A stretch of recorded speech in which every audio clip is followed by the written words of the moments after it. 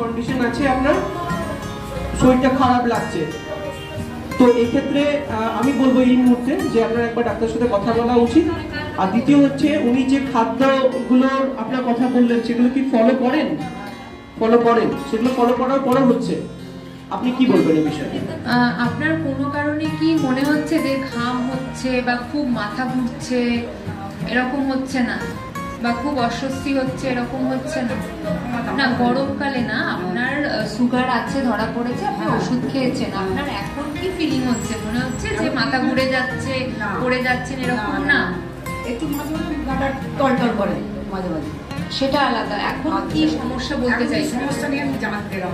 ও আচ্ছা, তাহলে তো ওনার ওষুধ কন্টিনিউ করাই উচিত আমার মনে হয়, আর না হলে কন্টিনিউ করুন। আমরা লাস্টে একটা চেকআপের ব্যবস্থা রেখেছি, ওখানে একটা সুগারটা চেকআপ করে দেবে, ঠিক আছে? তাহলে একটা র্যান্ডমে বোঝা যাবে যে কতটা কি কন্ডিশন রয়েছে।